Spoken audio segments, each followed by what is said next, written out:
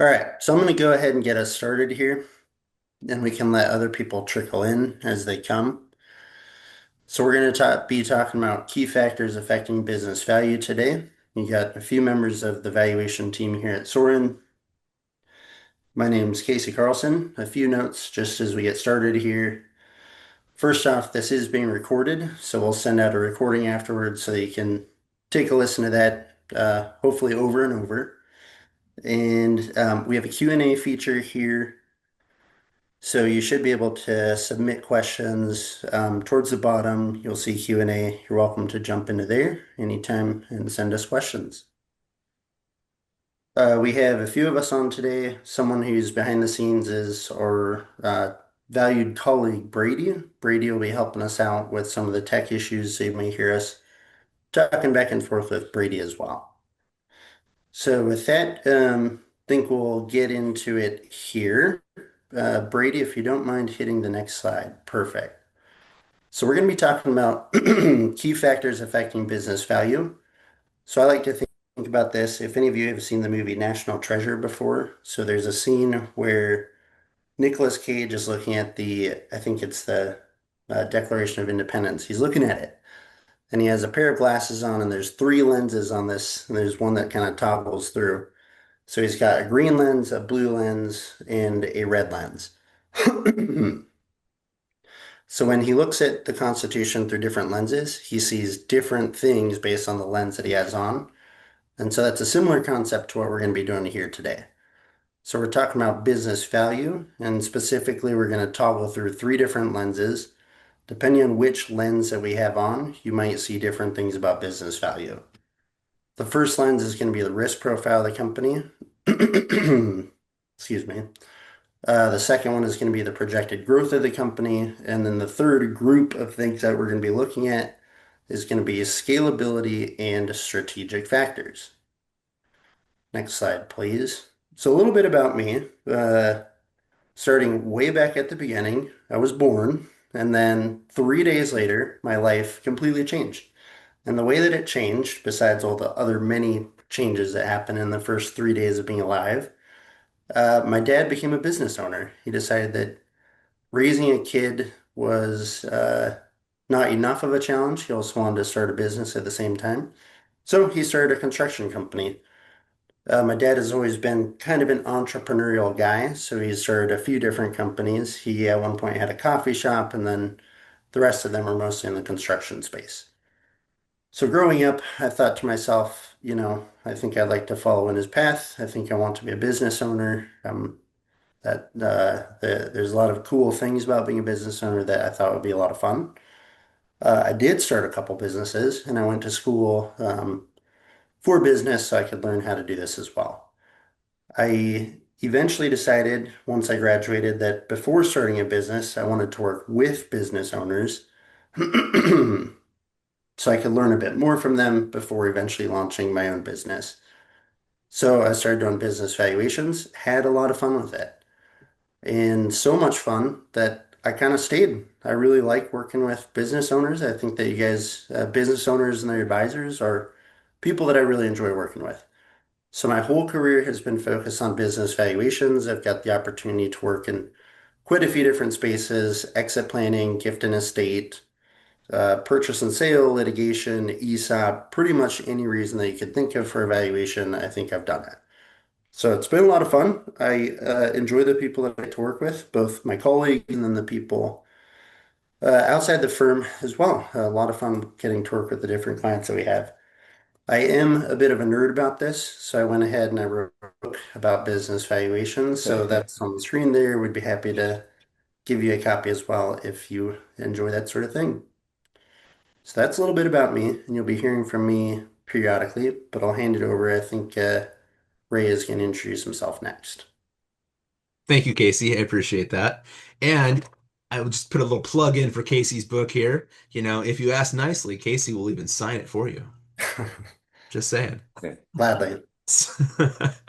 No, lots of great material in that book, Casey. Really, you did a phenomenal job. So my name is Ray Medrano, right? I have the privilege of kind of working similarly to Casey, right, in the business valuation space. We took a little bit different paths. I actually started valuation my second week on the job at the firm I was working at. I told my boss because I had no filter back then and I had no sense of decorum that I was bored after 2 weeks of work. And he smirked at me and said to me, "Come in my office. I have something that won't make you bored." And he plopped me right down into a litigation case. Sorry, not a litigation case. That came the week after. Hmm. But he plopped me right down into a gifting problem where a father was trying to figure out how to gift shares of his Taco Bell franchise. And he had several franchises. And he wanted to know what the correct value was to gift away and how to avoid paying tax on these gifts. And my boss said, "All right, smart guy, what do you know about this?" Completely called me out. I rambled for about 5 minutes, felt like 5 minutes at least, and basically said, "I know nothing." He's like, "That's right. You know nothing. Shut up, sit down, get a pencil." And that's how I began my career in this. And since that time, like Casey, I've had lots of fun experiences within exit planning, business valuation, for gift and estate, shareholder disputes and litigation, and merger and acquisition work.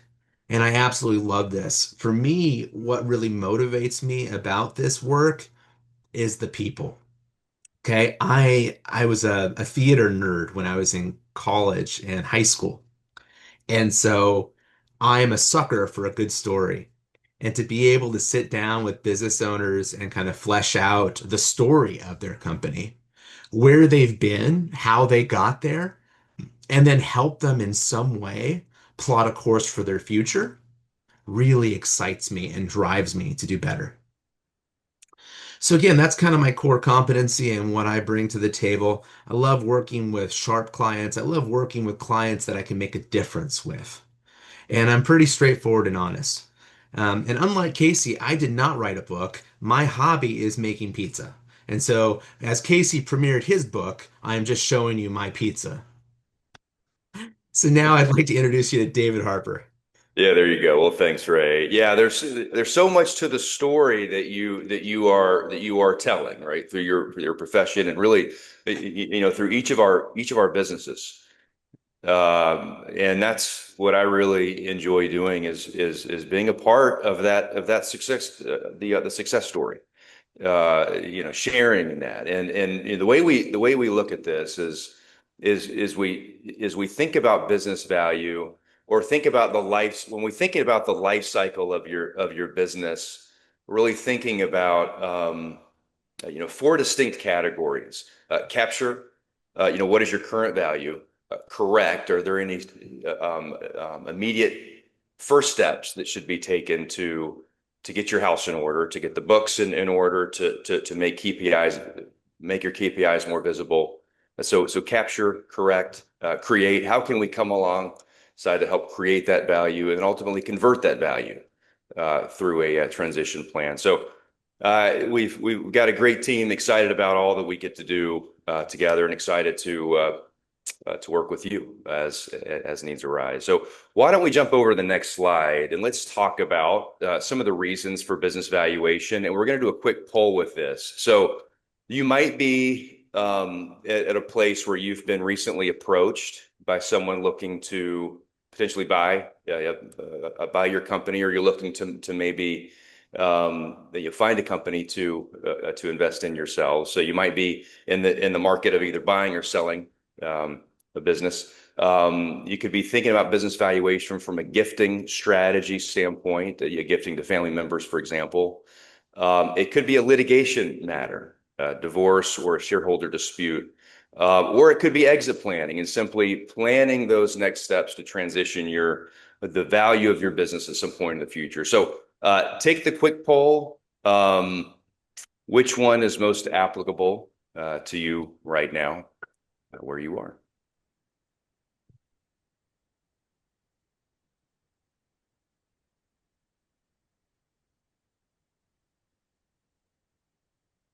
And Brady, once you see most of these results come through, there you go. Go on to the next. slide here. Okay, buying of selling a business.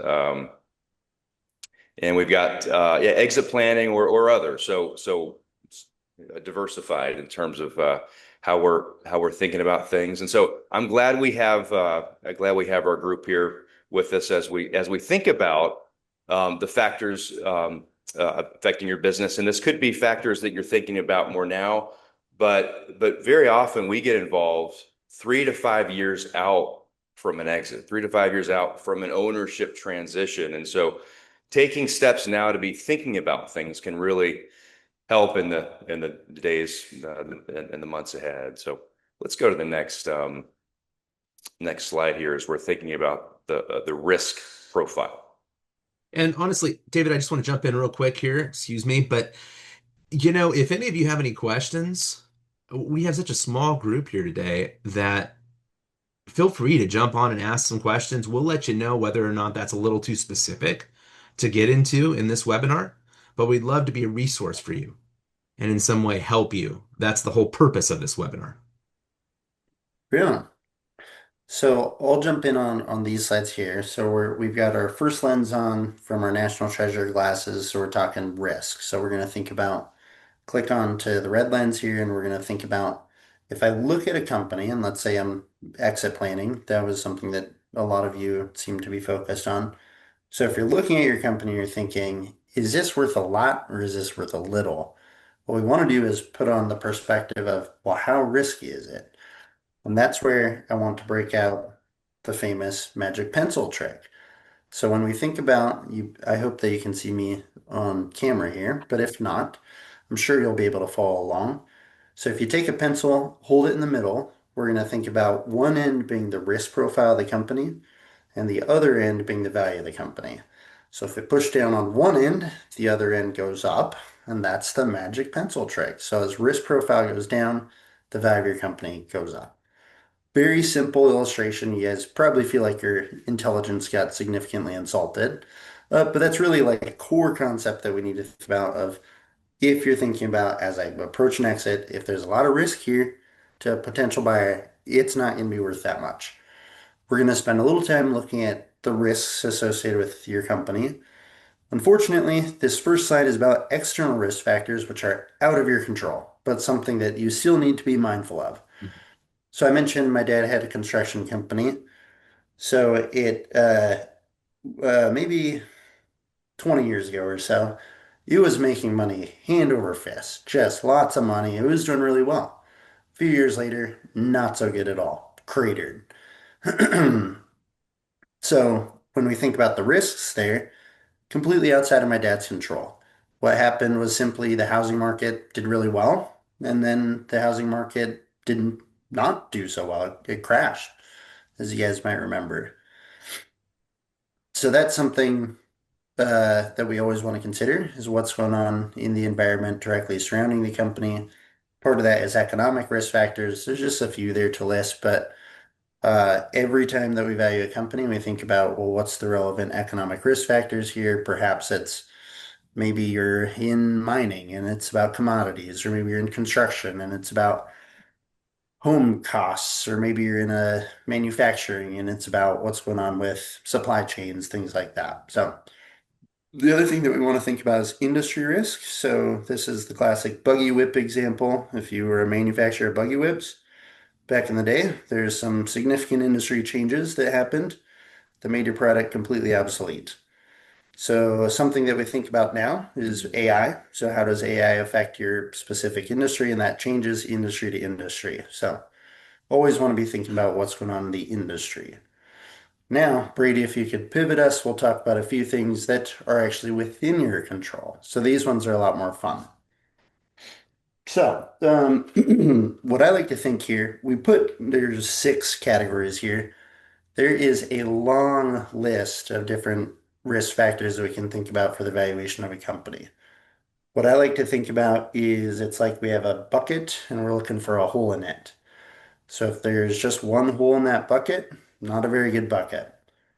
So we're going to spend a lot of time doing due diligence in each one of these categories plus others. We're going to tailor that depending on the type of company that you have. For example, if you're In services, we're probably not going to spend a lot of time looking at your suppliers or your inventory, things like that, if you're a service provider. But we are going to spend a lot more time looking at your employees. So if you have all of your values associated with an aging workforce, that's going to be a problem. And so to David's second category, when we think about correct, these are all different things that I want you to have that perspective on is we're going to first identify where the problem area is, and then we can think about how do we correct those different problems that we might have found. One example of a company that I got to work with that was interesting, they were in hospitality and they had a single contract with the US Navy. It was a 30-year contract, and I was valuing them sometime around year 27 of this contract. So the question became, well, I guess a little more color. They only had that one contract. That is it. That was the entire business model is the one contract with the Navy. It expired after 27 years into a 30-year, and they had an option to renew that was at the Navy's option, not theirs. And so they were at the Navy's mercy. And the question became, what is this worth? And, it was a question of, well, in 3 years, we have 3 good years. It was a very good contract. But then, who knows? So I did get to work with them again a few years later. And you know what happened is the Navy said, we don't want to renew this contract.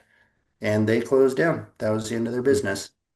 So that's an extreme example of customer concentration. So that's bucket number five that we're looking at there. So we're going to be thinking about diversification, contracts that are in place. Basically, if we think about our risk perspective, what is the risk profile of the next owner of your company?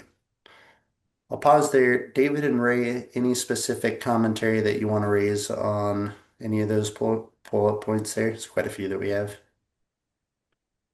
I want to jump in on record keeping for a second. Yeah. I have found that, you know, middle market businesses aren't always the best at keeping records. And I would argue that smaller businesses are even worse at keeping records. I was helping a client in Oregon maybe about 2, 3 months ago, and they had an offer to sell. And this was a customer of theirs that said, "Hey, I just want to buy you guys out because I need your proprietary technology. I think I could do more with it and move your entire company to Canada." And so it was a great situation, a great offer. And all they requested was, I need financials going back 5 years. And I need inventory counts going back 5 years. And I need to understand the methods of how you're keeping your books and how you're keeping your inventory. They couldn't produce that. It was painful. And we struggled through this. Email after email, phone call after phone call, just trying to get one number together. In fact, inventory, it's like it didn't exist, but yet it did exist. Wink, wink, nod, nod. Um, and it was the most painful thing that I've done in a while because as an advisor, we're trying to help the client. And we're passionate about helping the client because we want you to succeed in your goals. Yet it was the record keeping at the end of the Yeah. day that just spoiled this entire deal and made it so difficult that we just said, can we just ignore the fact we have no records Wow. and just value it as of today? But Yeah. don't go there. It's just painful. Well, Yep. and Ray, that's such a great point. As a business owner, it's easy for us to think, well, look, we're doing all these things right. You look at our operations, you look at our customers. But in every conversation we have with investment bankers, they say, if your financial house is not in order, get that fixed first. Don't come to us. We will not be selling your company. We can't take it to market right now. Yeah, get your financials in order. In fact, in some cases, it's good to have a quality of earnings done up front before going to market. So Having that in order helps to streamline the due diligence process, and it helps to remove a lot of the back and forth or the retrading potentially later on in the process. So Yeah, very such important to keep that in mind. yeah. Would you mind, Brady, actually skipping a couple slides past? I just want to here we go. This is one. This is such an important point that we wanted to put it on its own slide. So to follow up on what David and Ray were saying, if you can't prove it, uh, then you are not going to get value for it. So when you think about selling your company, I know that there's a few of you who have that top of mind. Uh, what you're essentially asking someone to do is take probably the largest financial risk of their life in the purchase of your company. And so what they're going to want is proof. So to Ray's point about record keeping, we need proof. Mhm. To David's point about quality of earnings, proof. Those are all tools that can be used to show the party that's buying. Uh, we're taking some of the risk off the table because there's less risk here associated with you just taking my word for it. Here's some proof. Here's some documentation of sales by customer so that that takes the customer concentration risk down. Here's documentation of my employees with date of hire to show tenure. Here's their date of birth so that we can plan for retirement dates.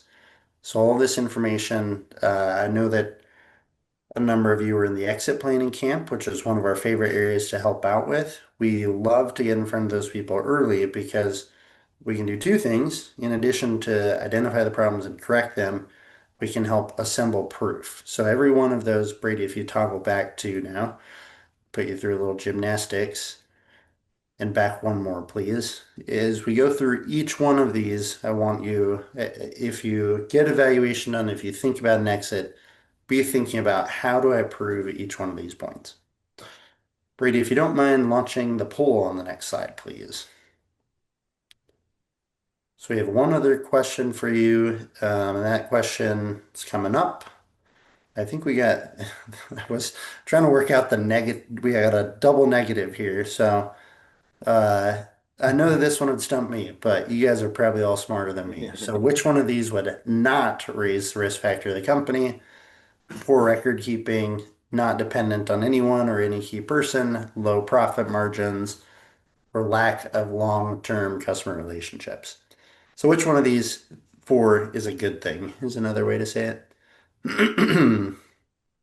So I'll give you guys a minute and then uh, we'll kind of talk through that for just a minute.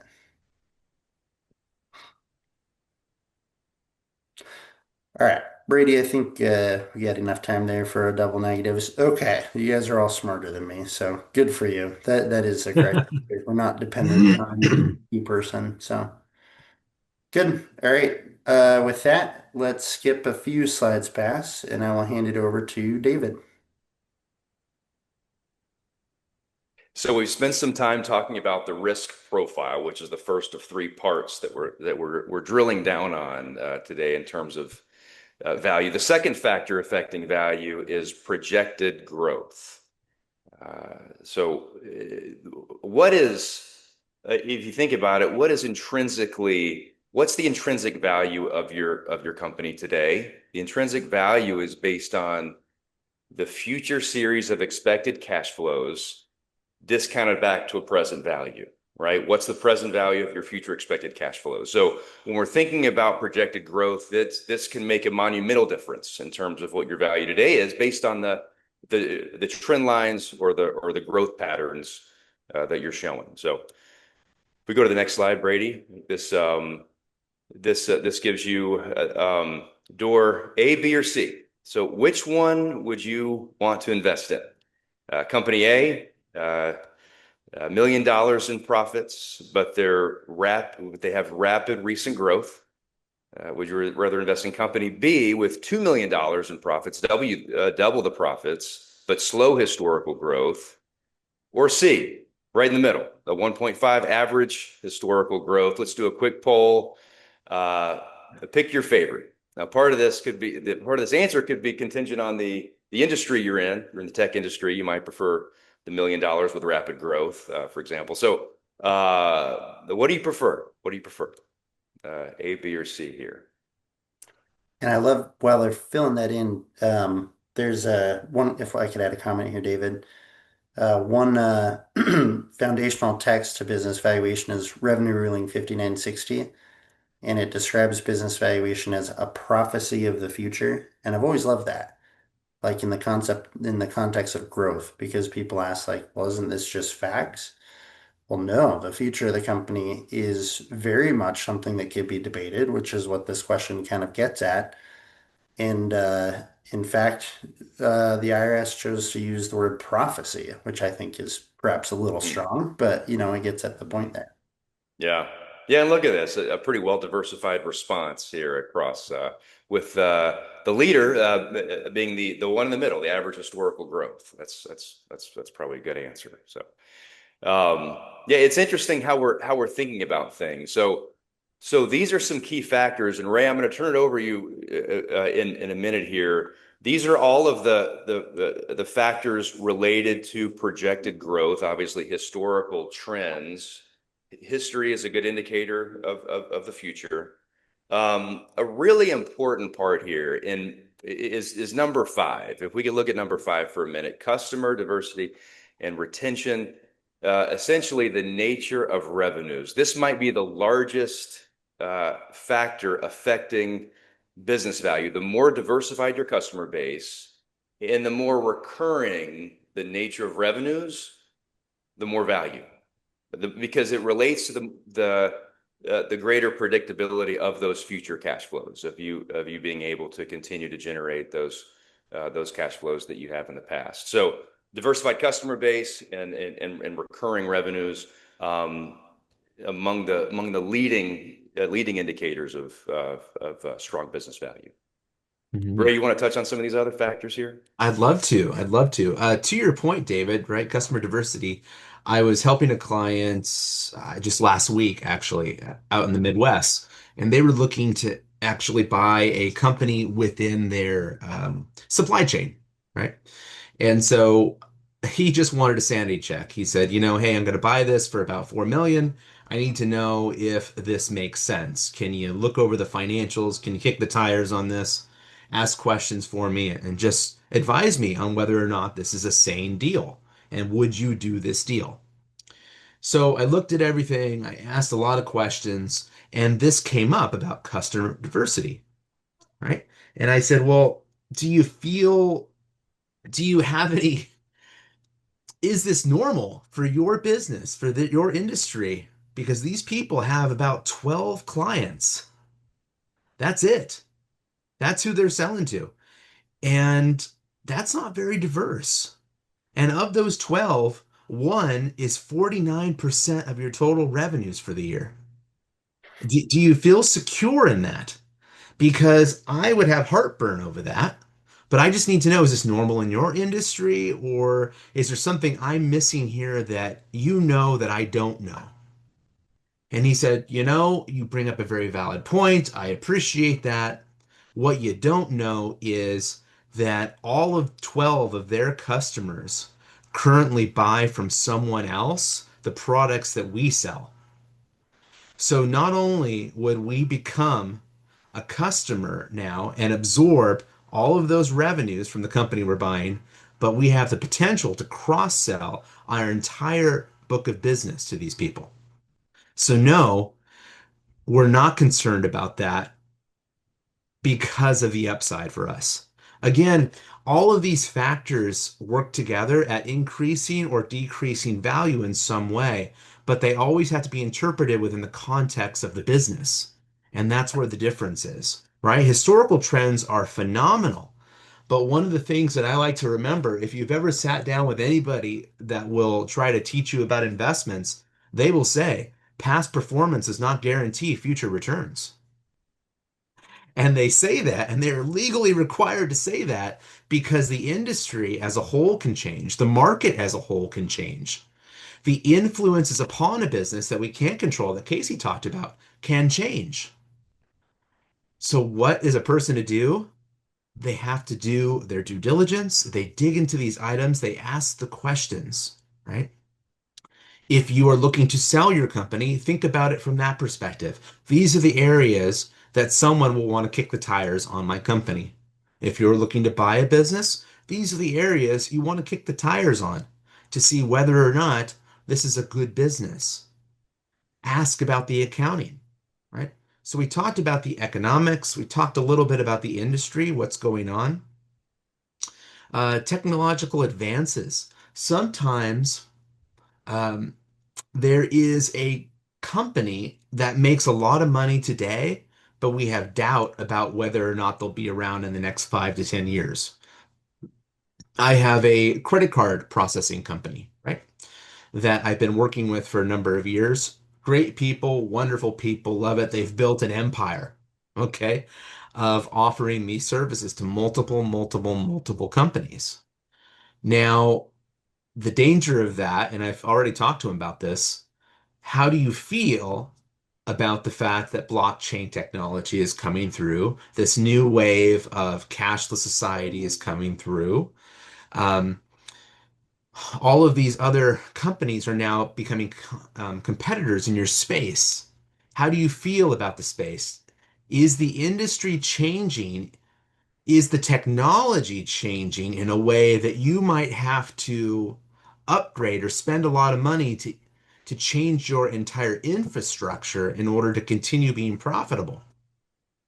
So those are the type of questions that we kind of get into with our clients when we go over this type of stuff.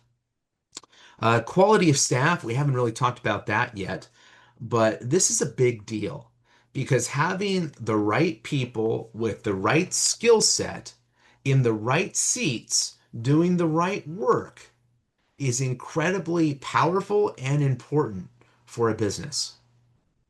Because we could have a really intelligent, greatly skilled person completely doing a job that they weren't meant to do.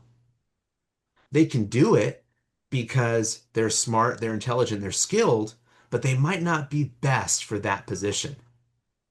And this is what we're talking about the quality of staff. We have to make sure we have people in the right seats at the right time in the right way. Because if we don't, we're going to have an issue. And I would also think about, in terms of quality of staff, I would also think about quantity. So bottlenecks to the future. So if you buy a company that everyone is kind of already at full capacity, that really limits the upside growth potential of a company. So something else to think about in the Yeah. context of growth of marrying up the projections of where this is headed with what are the realistic capacity constraints.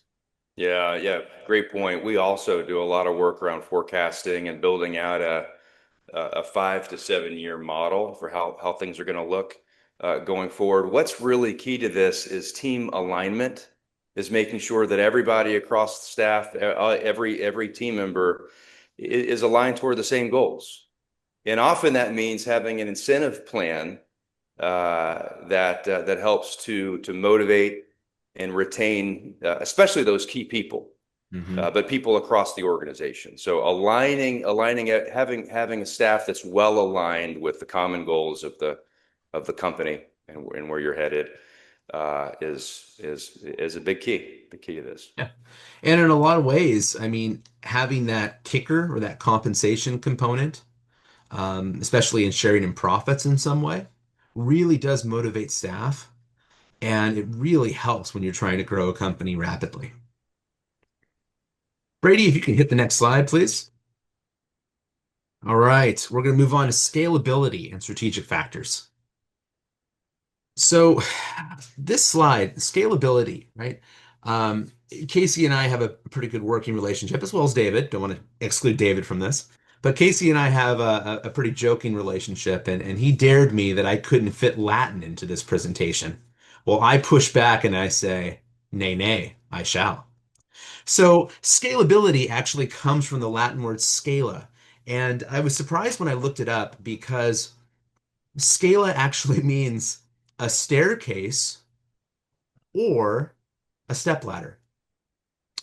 And I started thinking about that quite a bit. And I thought, well, that's really weird that it can mean a stepladder or staircase. And then I started to think about what I tell people all the time, which is there's two types of businesses. And how you are building your company really matters, not just from a transferability standpoint, but also um, from a company value perspective, right? One type of business I like to call a lifestyle business, and that's really representative of this little stepladder. Okay. In a lifestyle business, you, the business owner, are one with the business. You get the phone calls late at night. You're answering those text messages, those emails at all hours of the day. You're the one pitching new ideas to new clients. You're the one procuring new work. You're the one doing the back office accounting. You're the one doing the marketing on the weekends. You're the one working your butt off. Okay. And like that step ladder, you can go pretty high. You can go several rings on that ladder. But the reality is, you will always hit a ceiling because of capacity. You only have so much time. We all only have so much time. And that is just a matter of fact. Whereas in the staircase analogy, when we build a business that is not a lifestyle business, but rather a legacy style business, in a legacy style business, we are building a business that will endure and carry on beyond us. Now, one of the questions that I love asking business owners when I sit down with them for my initial consultation is, tell me, what would happen, just gut reaction, okay? Gut reaction right now. What would happen if you took a 3 week vacation right now? And I will pause and I will watch the wheels in their brain begin to turn. And sometimes there will be this look of scared, oh my gosh, frightened, horror on their face. And other times they're like, oh yeah, I just did that last week. That is a phenomenal test to tell me what kind of business you've grown. Because the lifestyle business really does have a limited life because it has a limited capability and it's not really scalable. Because as much as we'd love to hire somebody just like ourselves in business, it's really hard to find someone just like ourselves in business. And honestly, it's not the most healthy thing to do.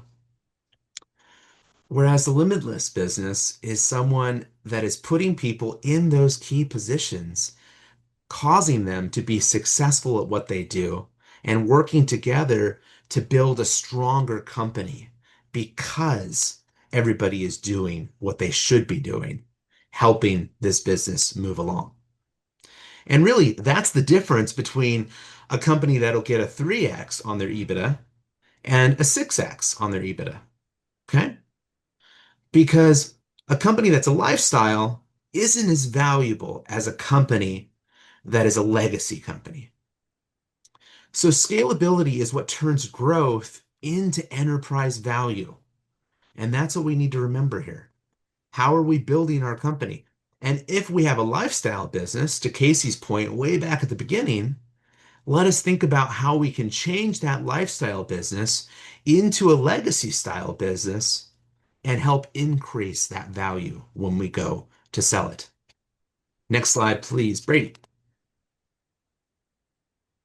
So scalability isn't about getting bigger, right? Everybody seems to think that scalability really is, I'm going to make my business as big as it possibly can get. And that's not the point of scalability. Business growth happens as a result of scalability. Okay? If you ever watched the old movie Field of Dreams, there is this line, if you build it, they will come.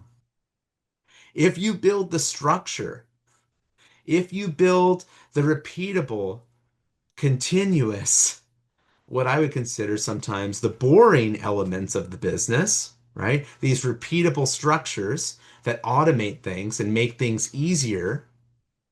If you take the time there and put the right people in the right place, then you will increase your capacity, which allows you to take in more business, and the byproduct is growth. You don't go chasing growth.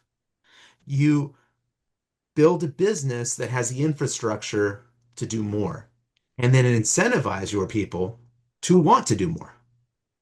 So let's talk about operations, right? This is what I talked about. Systems, automations, anything we can automate, anything we can put on a repeatable process.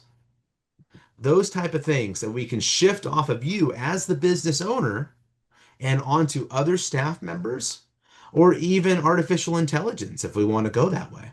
Anything we can do to get that competitive edge to where things aren't bottlenecked on you, the business owner, do it. That is for your benefit and will increase the value. Financially, we're talking about strong margins, reoccurring revenues. David talked about this. Some of the most valuable companies are the ones that have reoccurring revenue streams. I valued a trash company years ago, and I was utterly surprised that the trash company had a 10-year contract with the counties around us. I'm like, 10 years? They're like, oh, yeah. Once every 10 years, we go before the board and we just make a pitch. Hey, we bought new trash cans, new trucks. We're good to go. This is our price going forward. And every year we have a little kicker, about 3% where it increases due to inflation. City signs off and they're good to go. Solid value there, repeatable revenues. They knew exactly what their next 10 years would look like. Now, most companies are not like that, not blessed like that, but to the extent you can build in reoccurring revenues into your business model, you increase the value. And then the human component, right? And we've kind of talked about this. Leadership depth, having a talent pipeline that prevents bottlenecks. The worst thing we can do as business owners is put ourselves in a position to where, oh, that client is waiting for your sign off, right? And I hate when this happens, but that client is waiting for your sign off for the delivery of goods before we can send that to them. Or that client is waiting for your sign off to approve that plan before we can get started working with the client. Or that client is waiting for a phone call from you because they need your input. They just need 5 minutes of your time before they can move forward. These are bottlenecks, and it seems like nothing, 5 minutes here, 10 minutes there. But over the course of time and with a number of clients, before you know it, you yourself have become this massive bottleneck, and it's death by a thousand cuts. David, Casey, anything else you want to add to this before we move on? It's well covered, Ray. Yeah, it's good. All right. Brady, if you please. So from hustle to engine, every business starts with a hustle. The founder is the system. Again, the business and the business owner are one. And I'm not saying there's anything wrong with that, but just be aware that that hurts your value if you're going to sell it. And if some of you, like some of you have said, if you're looking to sell a company, be aware of that. Okay? Owner dependency is very dangerous. Owners don't have the ability to scale, they only have the ability to stretch. Oh, I'm working a 50-hour week. Excuse me, spouse. I need to put in another 10 hours this week. Don't worry about it. It's just for a season, it's just for a time. And then they go back to their 50-hour week. Okay? I'm not even talking about a 40-hour week. If you're a business owner, you get it. So here's the rub with that, though. You can't scale. You're just stretching, and sooner or later, you're going to burn out. And I see way too many business owners who've made themselves too important accidentally and come to me and they say to me, I always ask, when do you want out? Because exit planning is if I have a little bit of time before we take the business to market.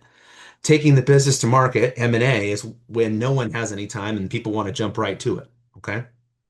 So I always ask people, well, when do you want this done by? And invariably, I have some people that will say, in the next 3 years or so would be great. And other people who will say tongue in cheek, well, by the end of the week would be great. I'm just done with this. I'm done doing this. I made enough money. I want out. Can you please save me from this? I'm tired of A, B, C, D. And the list goes on and on. And that's very normal.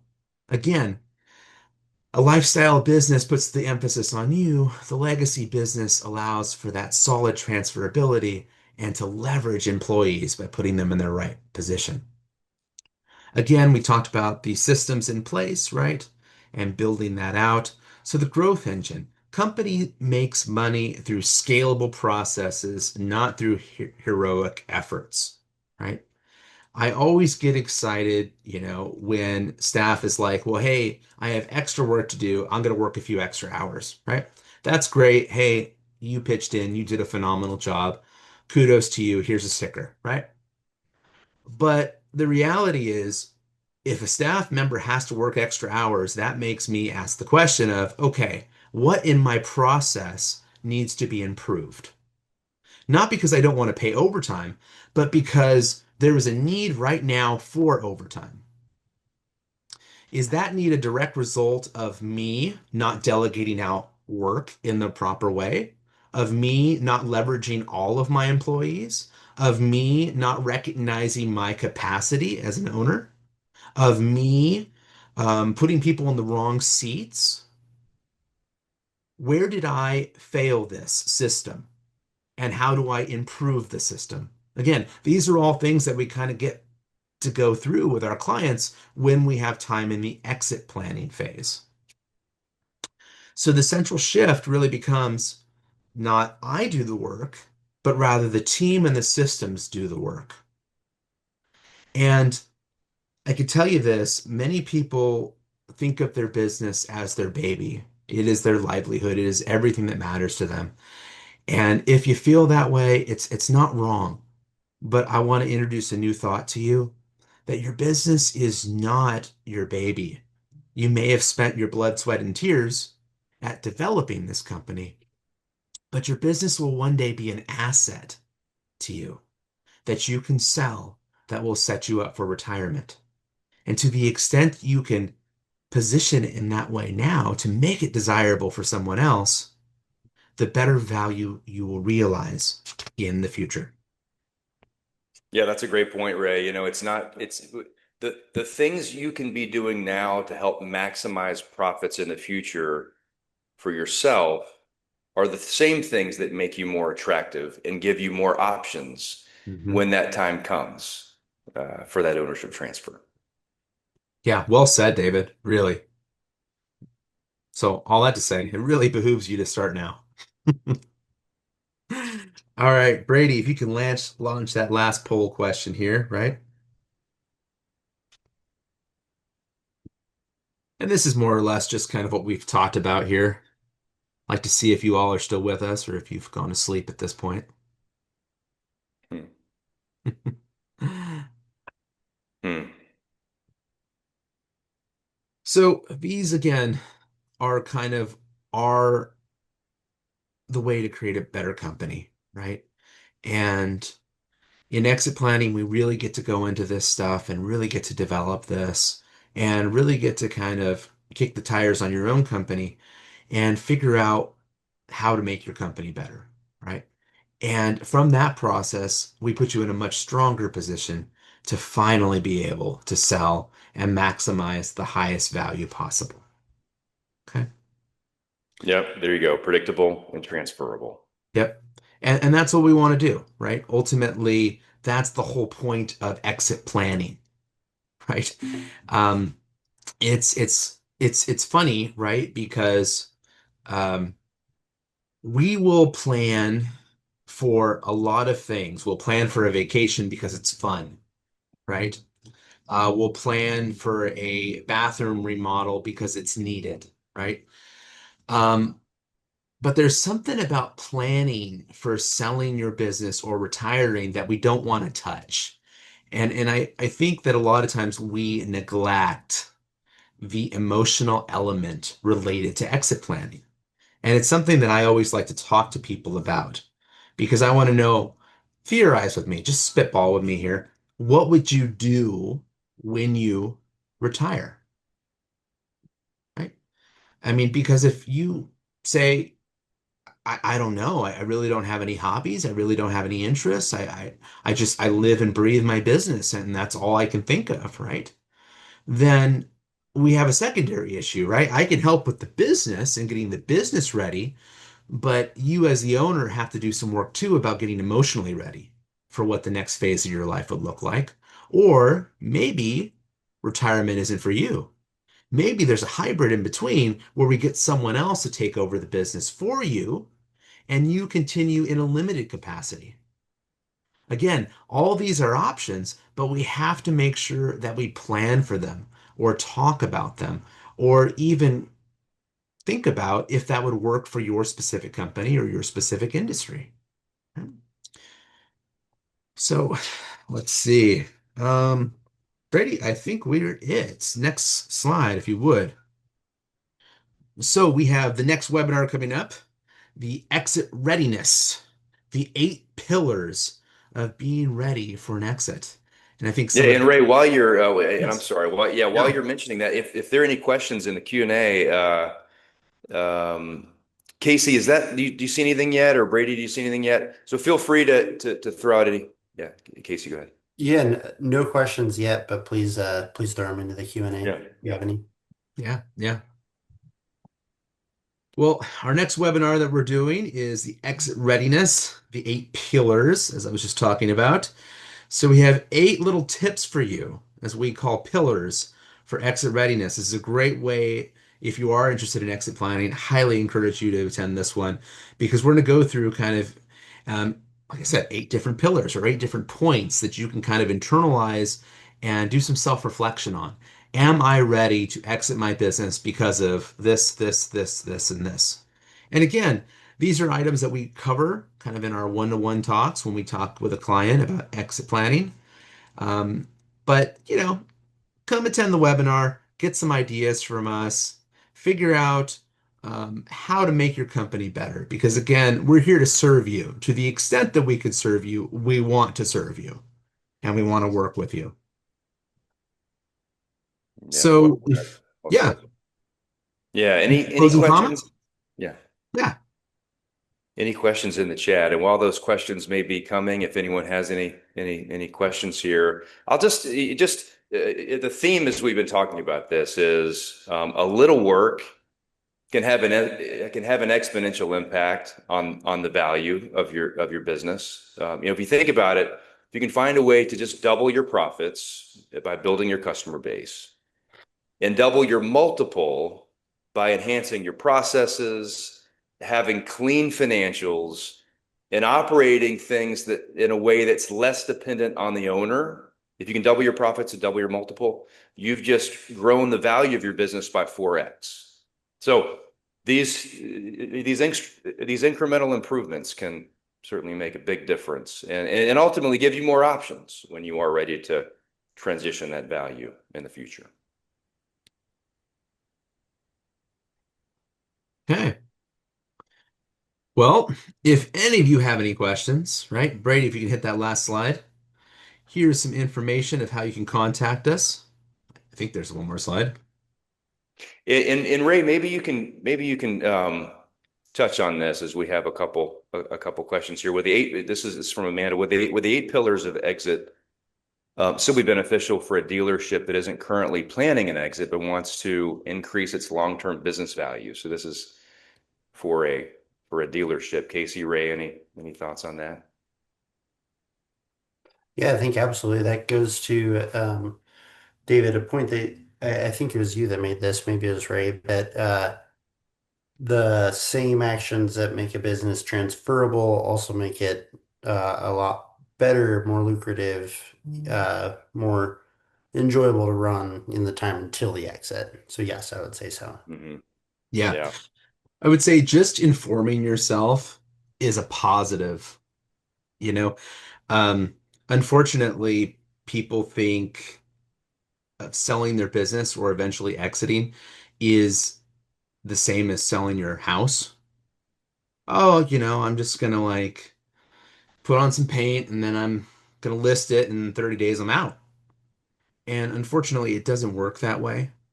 right? And every industry is kind of different, right?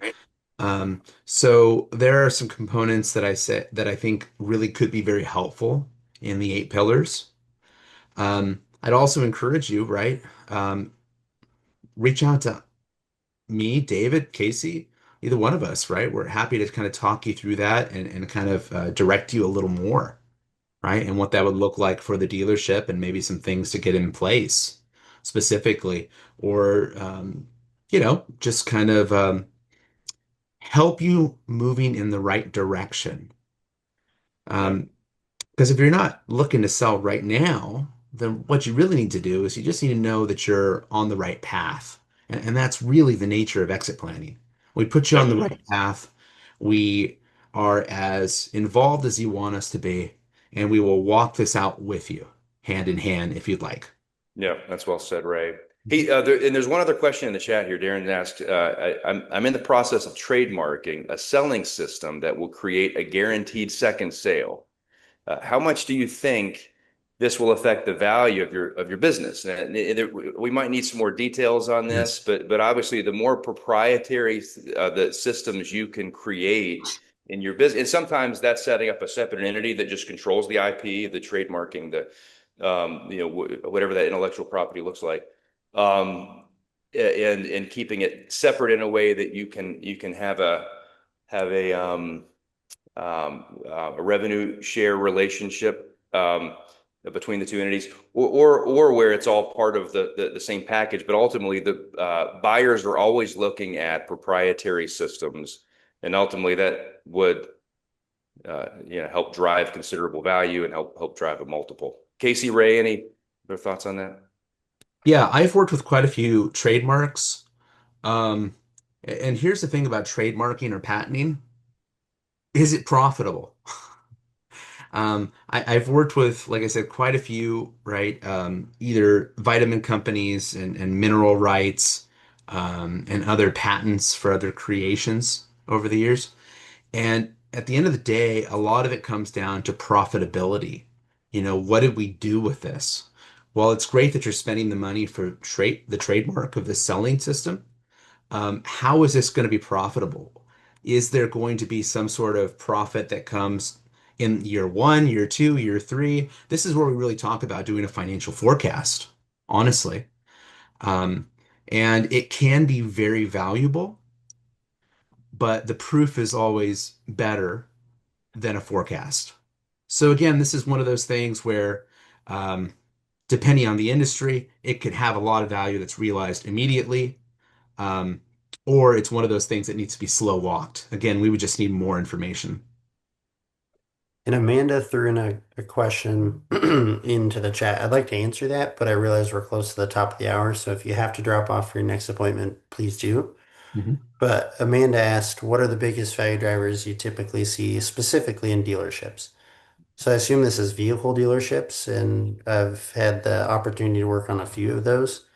The fun thing about those is they trade a little differently. So there's something called a blue sky multiple, and that'll depend on the brand that you sell. So that's the biggest value driver there is going to be specifically the brands that you carry, and Mhm. then the transferability of the agreements that you have there as well.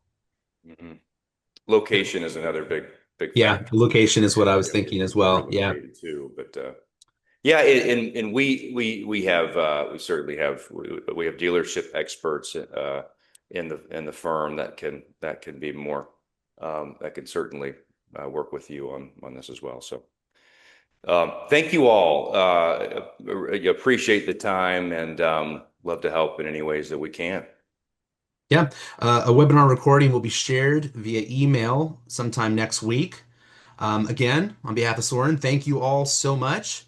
Casey, David, always great to see you guys and to work with you on stuff like this. Of course. Likewise. Everybody have a great day. All right. Thanks, everybody. Thank you all.